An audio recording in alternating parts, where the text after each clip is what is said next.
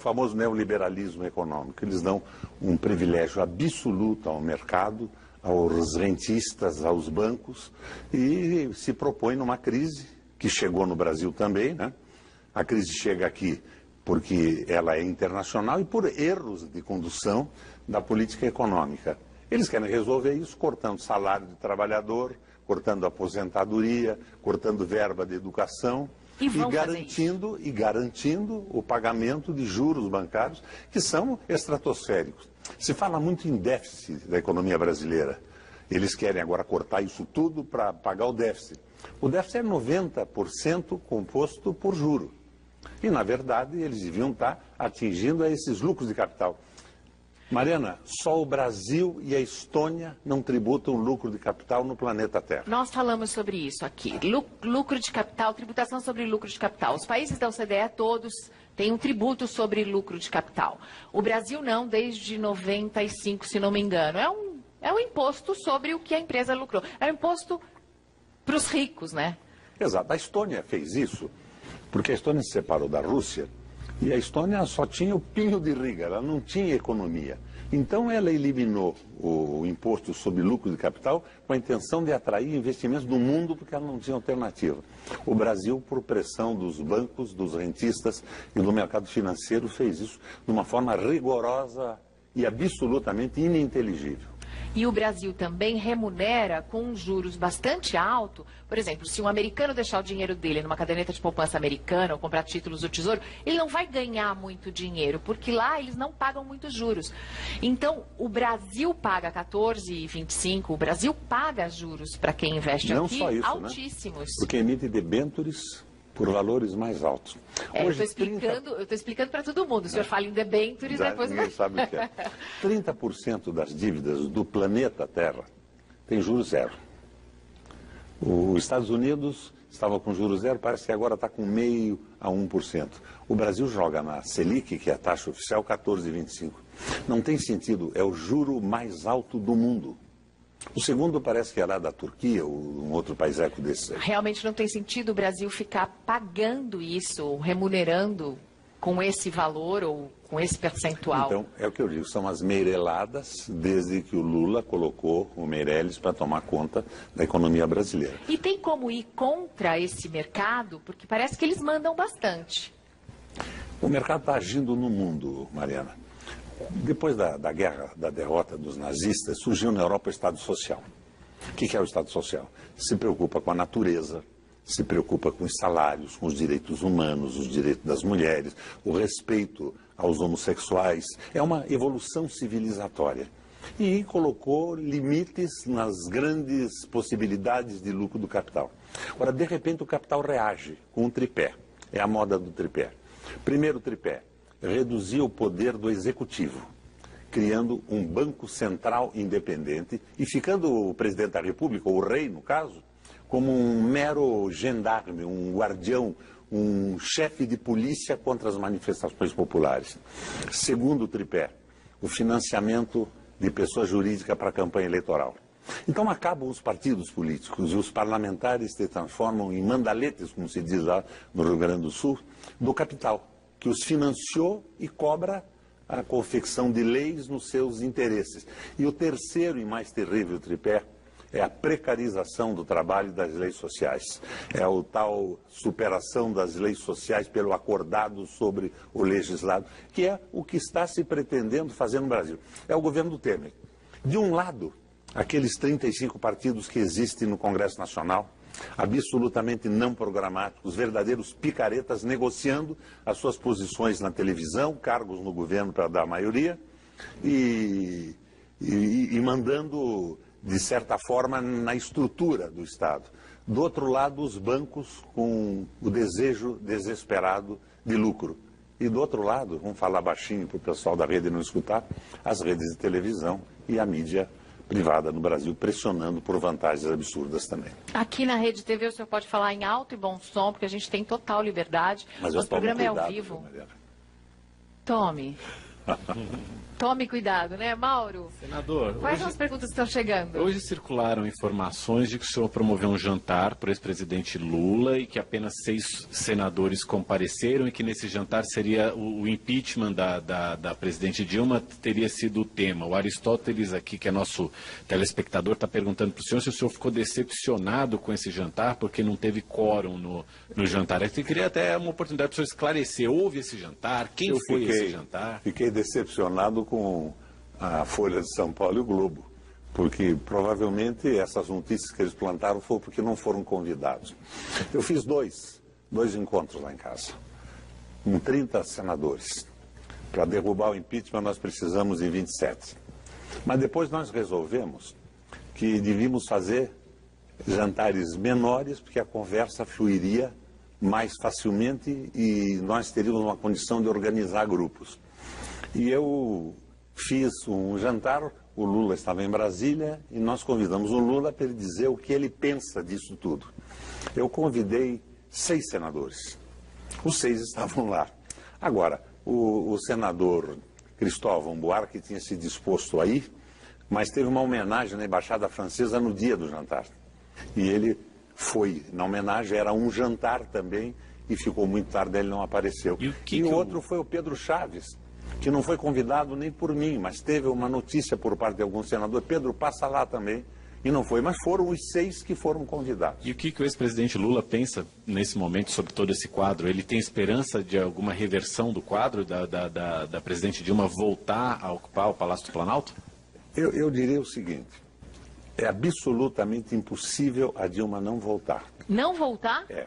Eu vou explicar qual é a condição que ela não voltaria. 22 senadores, por questões ideológicas, programáticas, em defesa do processo democrático, sabendo que não existe impeachment sem crime de responsabilidade, votaram contra o impeachment. E continuam firmes. Então, nós precisaríamos de mais 6 senadores. São 81 menos 22 dá 57. É praticamente impossível que a presidenta, conversando com os senadores, não tenha a adesão de 6 senadores em cima de políticas, explicações econômicas e concessões programáticas que ela mesma pode fazer. 59, então, eu diria com toda clareza, a Dilma só não volta se ela não quiser. Se ela não quiser conversar, se ela não quiser ceder. E tem que ceder ao quê? Os senadores que se agregam a esse processo agora são desenvolvimentistas. Eles não aceitam esse predomínio do capital vadio. O mamon da Bíblia, né? A Bíblia diz que não se pode servir a Deus e a mamon. E mamon na Bíblia não é nem outro Deus e não é o diabo. Mamon é uma palavra que em hebraico quer dizer dinheiro. E o dinheiro está querendo mandar no mundo e tem esta ação terrível agora no Brasil, no governo do Temer. E o Temer não é isso também, Mariana. Eu conheço o Temer há muitos anos e nunca falou em acabar com o direito de trabalhador, entregar o petróleo para a Chevron ou para a Shell como o Serra quer. Não, ele nunca falou nisso. Mas a vaidade o levou a isso e provavelmente um problema muito sério de comunicação dele com a Dilma. É porque fica parecendo que essas coisas têm que ser feitas, né? Alguém deixou as pessoas com essa impressão de que isso tem que ser feito, que o Temer está aí para fazer o que deve ser feito, Isso o que é loucura. Preciso que seja feito. É uma loucura. Em 2010, a Grécia estava numa situação parecida com a nossa. Tinha um déficit público de 104%. E a Grécia tinha o turismo e o azeite, é uma complicação. A Grécia não é o Brasil, que tem uma economia complexa. E o liberalismo econômico da União Europeia foi imposto. Em 2015, é o último dado que eu tenho, a Grécia tinha cortado saúde, educação, salários, aposentadorias, estava já entregando patrimônio territorial para bancos alemães. Então, você me perguntaria, mas resolveram com esta política do Meirelles, resolveram o problema do déficit? Não. O déficit não estava em 104, estava em 184. E agora, recentemente, eu sou co-presidente da Eurolat, o Parlamento Europeu Latino-Americano, com sede em Bruxelas e em Estrasburgo. Recentemente, eu tive lá a notícia de que o banco alemão, a banca alemã, tinha dado para a Grécia 206 bilhões de euros. No primeiro momento eu imaginei, mas era isso que nós queríamos para o Brasil. Dinheiro, então, para lubrificar a engrenagem do desenvolvimento econômico das empresas, fazer isso tudo funcionar, dar emprego. É o capital produtivo contra o capital predador, o mamão da Bíblia, né? O dinheiro. Mas dos 206 bilhões de euros, 95% tinham ficado com os bancos alemães para pagamento do que supostamente a Grécia devia. Então você veja, isto não dá certo no mundo. A Europa está recusando. O Papa Francisco, em Davos, mandou um recado que o capital, quando investido, quando produtivo, era muito bom para inovação tecnológica, para dar emprego, mas que o capital não podia dominar o mundo. É o recado. Hoje não a gente se pode tem servir a Deus dinheiro remunerando dinheiro. Você aplica e recebe no dia seguinte, mas nada foi construído, nada foi vendido, nada foi produzido, não tem nada palpável. E aí o dinheiro aparece, o dinheiro brota. Realmente essa é uma situação... E é uma situação do mundo. Que agora com o mundo globalizado vai se espalhando, né? Agora você veja, a Inglaterra se separa da União Europeia. Por quê? Primeiro, porque o capital montou uma engrenagem na União Europeia que dominou todas as leis. Os países não têm política fiscal, não têm política econômica, se subordinam os burocratas a serviço dos banqueiros na União Europeia. Agora, se soma isso a xenofobia, né? O horror ao estrangeiro, o problema das migrações, isso tudo se soma e a Inglaterra sai desse processo. Mas o fundamental é que foi um grito de liberdade. A Inglaterra disse, nós não podemos ser administrados de tal forma que o nosso parlamento não tem voz. Mas não foi só isso, se somou outras barbaridades. Por exemplo? Por exemplo, a xenofobia, o ódio ao estrangeiro. É verdade, né? Essa saída da Inglaterra foi... Mas em Londres não, porque Londres não é mais inglesa, né? Londres tem o pessoal dos territórios, das possessões, e tem teve uma votação de 70% contra a separação, mas a Inglaterra tradicional do interior superou essa desvantagem. Nas grandes cidades, o Brexit não ganhou, nem em Liverpool, nem em Glasgow, na Escócia. Agora, senador, o Fagner aqui pergunta sobre o Brasil. Quais são as chances reais de serem convocadas novas eleições com esse parlamento que nós temos hoje? É o que eu dizia a você, a Dilma só não volta se não quiser. Mas ela volta com esse tem que falar que vai fazer uma política de desenvolvimento, que vai controlar o câmbio. Porque esse pessoal todo está suportado no famoso tripé deles. Vamos ver se eu me lembro desse tripé. É o câmbio flutuante, é a meta de inflação, não é? E o arroxo. E o ajuste, E o ajuste fiscal. Isso é uma estupidez, uma jabuticaba, né? Jabuticaba é uma fruta que só dá no Brasil, né? É uma mirtácea que dá no tronco da árvore, nos galhos e não nas pontas. Uma jabuticaba é uma coisa que só tem no Brasil, só então? Só tem no Brasil. Por isso a mirtácea brasileira. Então, essa política não vai a lugar nenhum. Ela está fracassando no mundo. A Dilma tem que fazer um aceno. Primeiro, isso tem que ser progressivo. Você não pode dizer que vai mudar tudo do dia para a noite, porque seria impossível. Nós temos uma sociedade complexa que está num ritmo que não é o melhor, mas que não pode ser alterado de uma forma súbita. Mas tem que ter um plano de governo. Que plano de governo tem o meu amigo Temer? Bom, mas que plano de governo tinha a Dilma quando foi eleita e que depois começou a fazer outro e que depois no meio tinha o lulopetismo, não é? Era apropriar a vantagem das commodities, como até minério e produtos agrícolas comprados pela China, que deram uma vantagem muito importante para o Brasil. Ao contrário do que imaginava o Brizola no passado, a desvantagem se transforma numa vantagem. Mas daí veio o Meirelles. O Meirelles é o operador dos bancos. O Lula, com a política social, garantiu as bolsas compensatórias, casa, salário, esses salários que nós estamos distribuindo para os mais pobres, aumentou a educação, aumentou a saúde, mas o grande lucro foi da banca. Os bancos tiveram os maiores lucros da história, não do Brasil, da história do mundo. Durante o governo Lula. E é por isso que quando me perguntam, não, mas o Meirelles conserta isso. Agora, não, o Meirelles vai fazer a mesma meirelada que fez. Ele garantiu os maiores lucros para o capital financeiro da história. Dólar barato, importando bens da China principalmente, criando emprego na China, destruindo a indústria brasileira e os nossos industriais transformaram em rentistas também. Porque vale mais a pena nesse sistema Aplicar o dinheiro no capital econômico num título público através de um banco do que investir produtivamente. Senador, tem uma pergunta do Júnior Martins aqui que eu acho que é apropriada para esse tema. Ele diz assim: o senhor se posicionando dessa forma não está indo contra os ideais dos outros que estão no PMDB, no seu partido, aliás, onde o senhor construiu toda a sua carreira política? Na verdade, eu estou indo no sentido da visão programática do partido que eu entrei. Os outros é que estão saindo um pouco da linha. Aquele documento que o Temer dizia que era do seu governo, Ponte para o Futuro, foi encomendado para os economistas da banca. Não tem um PMDBista que tenha participado daquilo. Aquilo foi um verdadeiro horror. A gente tem uns tweets do senhor falando sobre a Ponte para o Futuro. Agora, tudo bem, o senhor é do PMDB, faz críticas à condução do governo Temer, diz que a presidente Dilma, para voltar, teria que ser muito clara na comunicação, mas o senhor acredita que ela volta? Eu acredito na Dilma. A Dilma é uma mulher honesta.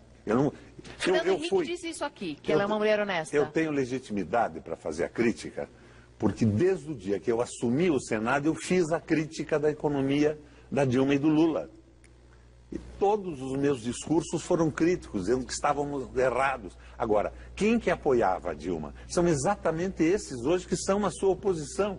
Então a oposição é por vaidade. E a política errada deles é 10 vezes mais errada que a política da Dilma, ou a política errada da Dilma multiplicada por 10. É porque a Dilma, na verdade, não estava conseguindo colocar isso em prática, mas não, eles 35 partidos, a banca pressionando de um lado.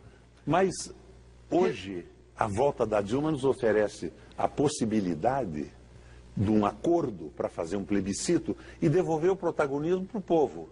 Você está conversando comigo aqui, Mariana? Sim. E o seu programa tem um modelo que tem uma popular. Eu quero ver o povo dizendo o que quer do Brasil.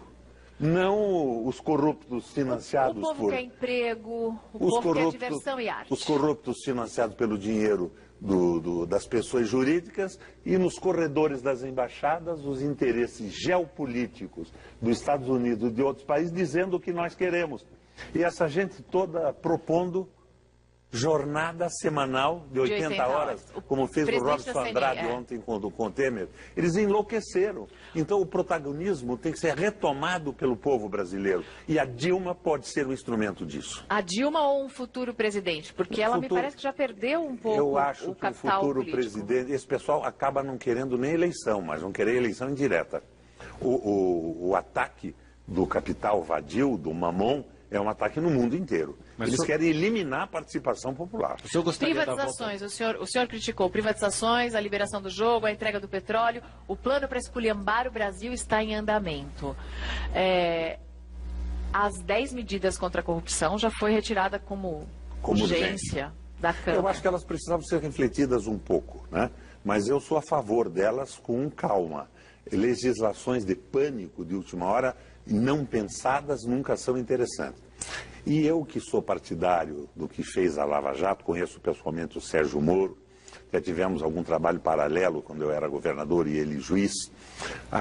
O Banestado, aquela CC5, foi uma denúncia minha. CC5 é uma conta corrente que você pode mandar dinheiro para fora do país. Então, muita gente usou essas contas do Banestado na época para mandar alguns bilhões de dólares para contas no exterior. Fazendo a comparação. O escândalo da Petrobras, segundo o Ministério Público, é de 80 ou 90 bilhões de reais, o que daria hoje 30 bilhões de dólares.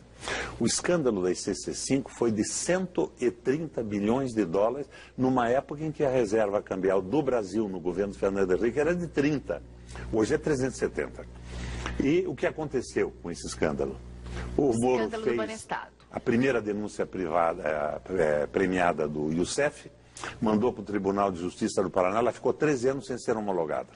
O doleiro Alberto Youssef já era velho conhecido do juiz Sérgio Moro, porque tinha sido investigado durante essas operações de mandar dinheiro para fora do país, através da CC5 do Banestado, do Estado do Paraná. Contas de não residentes. Eram contas de não residentes. Mandaram para fora do Brasil 120 bilhões de dólares, só que, apesar do Moro ter conseguido a delação premiada, fez o trabalho dele e o judiciário parou tudo. O judiciário parou tudo. O delegado da Polícia Federal, que estava comandando a investigação,